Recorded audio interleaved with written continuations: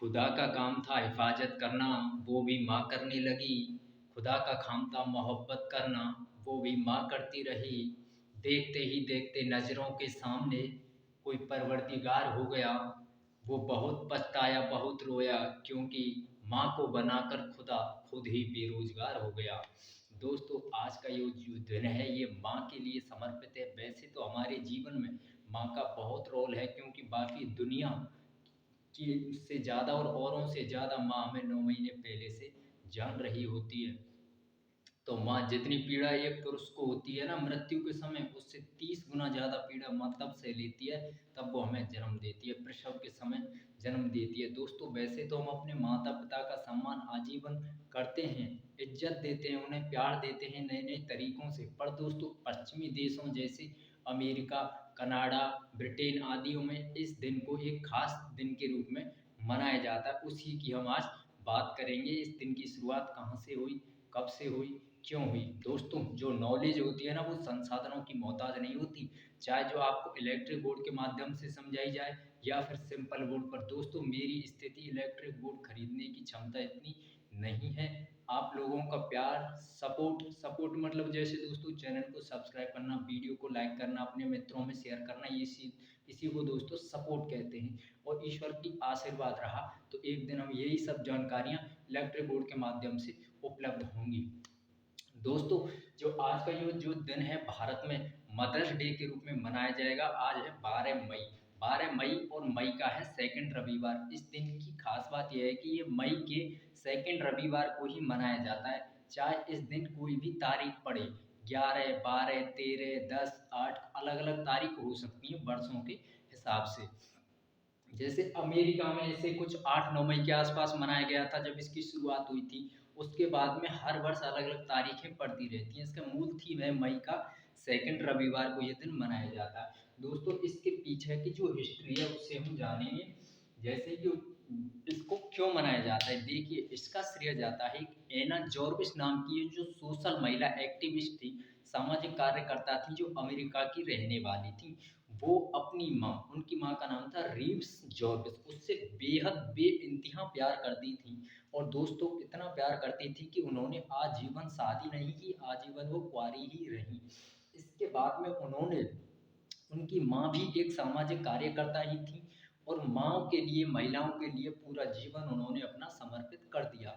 उनकी माँ की ये इच्छा थी, रीव्स जॉर्विस की ये इच्छा थी कि जो ये मेरी महिलाओं के लिए, माँओं के लिए एक दिन की छुट्टी होनी चाहिए, हॉलिडे होना चाहिए। उनकी माँ की ये इच्छा थी, तो इसी इच्छा को पूरी करने के लिए उनकी जो पुत्री हैं एना जॉर्विस काफ़ी संघर्ष करती हैं। काफ़ी इनकी दुख भरी कहानी रही है। देखिए, हम समझते हैं, ये जो इनकी माँ है एना जॉर्विस, इनकी माँ की जो मृत्यु हुई थी रीव्स जॉर्विस की, वो हुई थी 1905 में। 1905 में 9 मई और सेकंड रविवार था उस दिन मई का। ठीक है दोस्तों, सेकंड रविवार को इनकी मृत्यु हो गई थी। इनकी ये इच्छा थी कि हॉलीडे घोषित किया जाए इस दिन के लिए, मतलब एक दिन छुट्टी रखी जाए माँ को सम्मान देने के लिए, उनके त्याग को याद करने के लिए, समर्पण को याद करने के लिए। ये एक सामाजिक कार्यकर्ता थी, महिलाओं के लिए पूरा जीवन इन्होंने लगा दिया। इनकी मृत्यु दोस्तों 1905 में हो जाने के बाद इनकी इच्छा को पूरी करने के लिए इनकी जो पुत्री है एना जॉर्विस, उन्होंने काफी संघर्ष किया। ये भी एक सामाजिक कार्यकर्ता रही। संघर्ष दोस्तों, इन्होंने जब इनकी माँ की 1905 से लेकर इन्होंने इस बात के लिए संघर्ष किया कि इस दिन हॉलीडे होना चाहिए। अमेरिका में जगह जगह रैलियां निकाली, जगह जगह आंदोलन वगैरह किए, छोटे स्तर पे भी, बड़े स्तर पे भी। और फाइनली 1911 में दोस्तों, ये जो बात है ये अमेरिकी जो सीनेट कांग्रेस है, वहाँ की जो संसद है, जैसे हमारी वहाँ पे ये प्रस्ताव लाया गया, पर वहाँ में जो एमपीज एमएलए होते हैं उनके द्वारा इसका मजाक बनाकर इसको ठुकरा दिया गया, यानी कि कोई छुट्टी घोषित नहीं की। 1908 में ये प्रस्ताव अमेरिका की संसद द्वारा ठुकरा दिया गया था।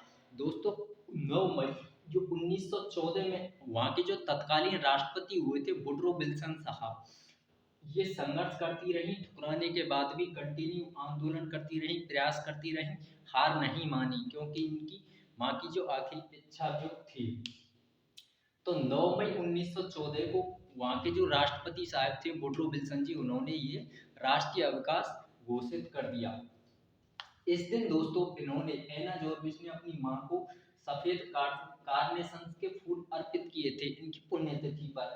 तभी से दोस्तों अब उसके बाद में राष्ट्रीय छुट्टी घोषित होने के बाद में सफेद कार्नेशंस के जो फूल होते हैं उनकी मांग बढ़ने लगी, कालाबाजारी होने लगी, कम फूल पड़ने लगे, 9 रुपये के 100 रुपये मांगने लगे दुकानदार आदि, तो काफी बुरी स्थिति हो गई थी। तो इनको ये मुहिम बंद, यहाँ तक भी कहते हैं कि इन्होंने ये मतलब जो इन्होंने चलाया था, ये जो मुहिम इन्होंने चलाई थी, बंद करने का भी आग्रह किया था कि मेरा मकसद ये नहीं था कि इससे मतलब ये कालाबाजारी बढ़ जाएगी या लोग इसे गलत प्रयोग में लेंगे।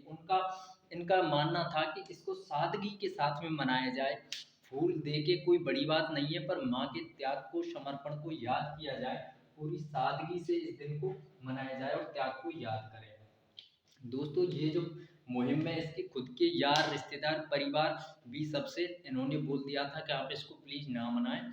फिर लोगों में धीरे धीरे समझ बढ़ी, इनकी भावनाओं को समझा और तरीकों में सुधार हुआ।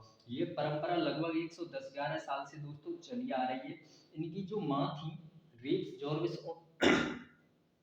उनकी ये काफी प्रिय पुत्री थी। एना जॉर्विस की जो मृत्यु है दोस्तों वो 1948 में हो गई थी। इसे अलग अलग देशों में अलग अलग नामों से मनाया जाता है। जैसे इसे इंग्लैंड में यानी कि यूनाइटेड किंगडम में से मदरिंग संडे के नाम से मनाते हैं, और दोस्तों यहीं ईसाई परंपरा में इसे वर्जिन मैरी के नाम से भी मनाते हैं। यानी कि दोस्तों माँ तो माँ ही होती है, हर किसी की माँ होती है, चाहे ईसाई हो, मुस्लिम हो, हिंदू हो, क्रिश्चियन हो। तो दोस्तों सभी अपने अपने तरीके से प्यार प्रेम अर्पित करते हैं। हाँ दोस्तों, मैं इस अपने चैनल पर स्टडी से रिलेटेड कंटेंट भी प्रोवाइड करता हूँ, आपको तैयारी भी करवाता हूँ। आपको मुझसे कोई भी टॉपिक क्लियर करना हो तो आप मुझे कमेंट के माध्यम से बता सकते हैं। और दोस्तों आपको मुझे ज़्यादा से ज़्यादा सपोर्ट करें ताकि आपके लिए मैं अच्छे अच्छे कार्य कर सकूं। Thank you. जय हिंद। वंदे मातरम।